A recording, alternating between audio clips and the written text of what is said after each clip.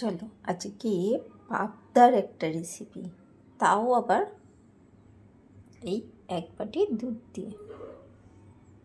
কীরকম হয় চলো দেখে নেওয়া যাক কিভাবে কি করছি। একদম কিন্তু নতুন রেসিপি, তাই লাইক কমেন্ট শেয়ার চাই কিন্তু। চলো লাইক দিয়ে শুরু করে দাও।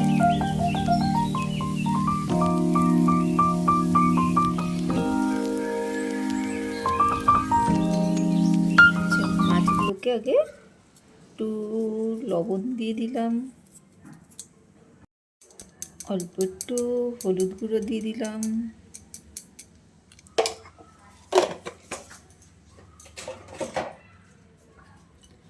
আর একটু সর্ষের তেলও দিয়ে দিলাম।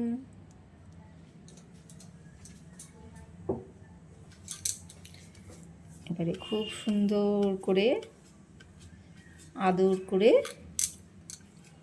একদম মাখিয়ে নেব।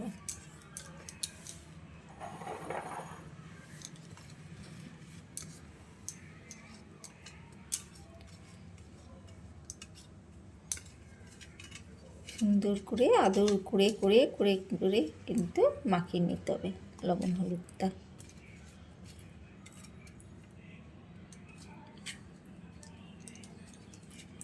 পালিয়ে যেতে চাইবে কিন্তু পালাতে দেওয়া যাবে না।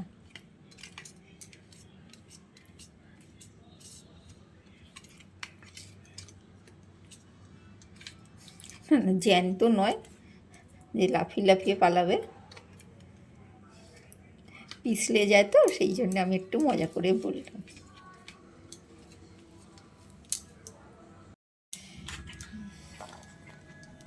রসুন, আদা, টমেটো, কাঁচা লঙ্কা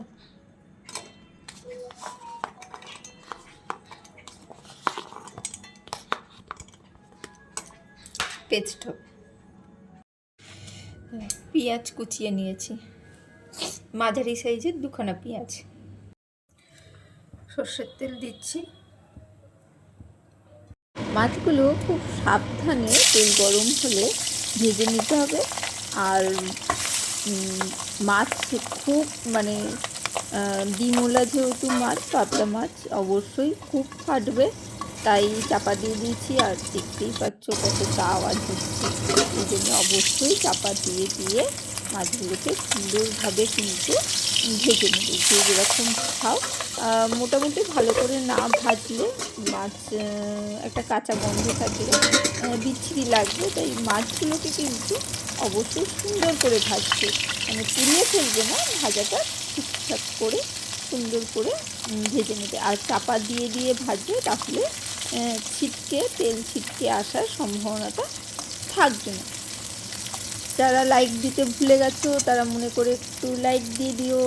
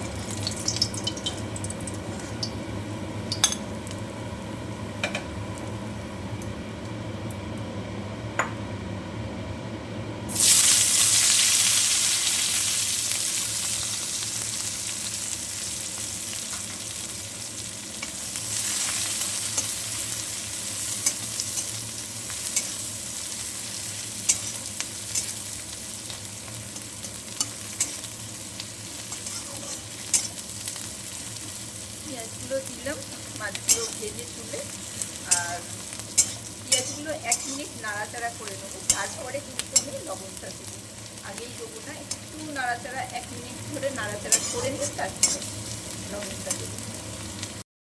চলো 1 মিনিট নাড়াচাড়া করা হয়ে গেছে। এবার একটু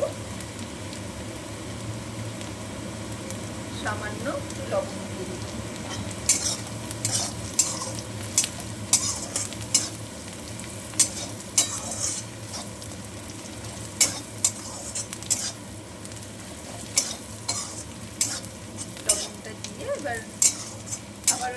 নাড়াচাড়া করে নিচ্ছি যাতে পেঁয়াজটা একটু নরম হয়ে যায়।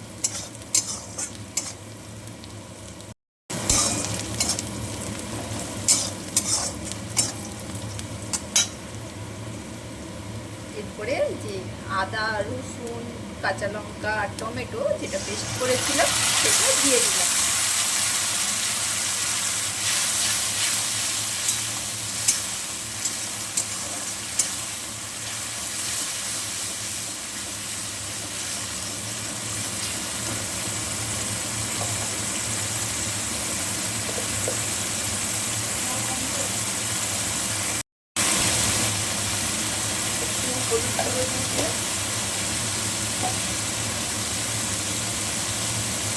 কাশ্মীরি লঙ্কার গুঁড়ো, একটু রং লাগবে না।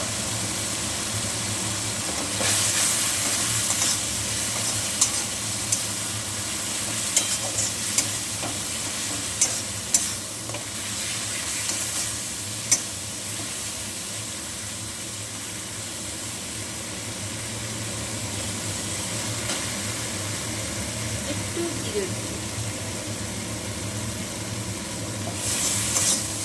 সামান্য সামান্য দিচ্ছি, বুঝতে পারছো নিশ্চয় তোমরা।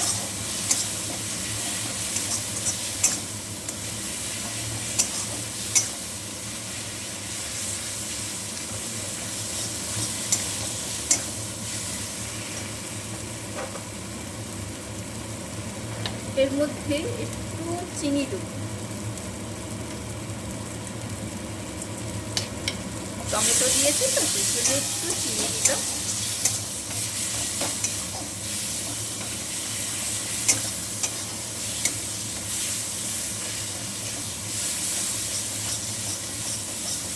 মিডিয়াম ফ্লেমে খুব সুন্দর করে কষিয়ে নেব।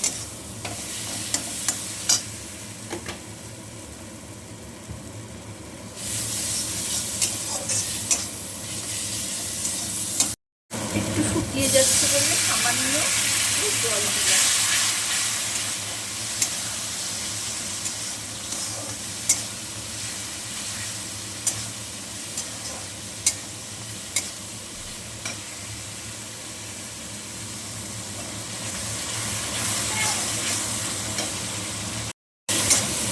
জলটা যেটা দিয়েছিলাম সেটাও দেখো শুকিয়ে গেছে, মশলাটা কষানো হয়ে গেছে, সুন্দর গন্ধ বেরিয়ে গেছে।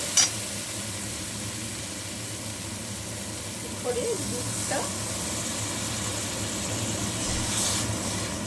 দিচ্ছি আস্তে আস্তে।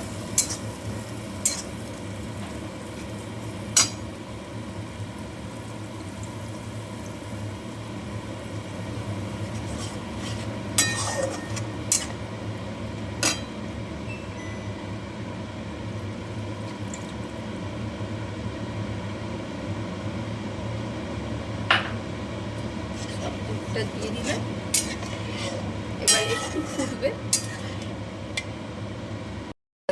ফুট ধরে গেছে, দেখেছো একটা সুন্দর রং বেরিয়েছে।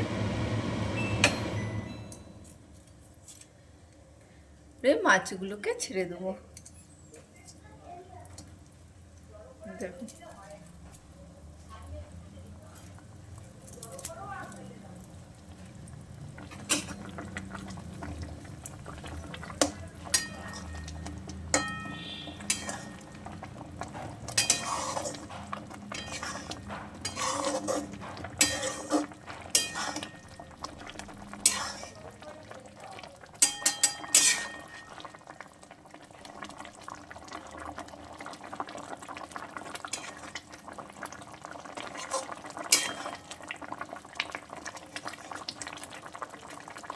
একটু গ্রেভি রাখবো, একদম শুকিয়ে ফেলবো না। ফুটছে দেখতেই পাচ্ছ।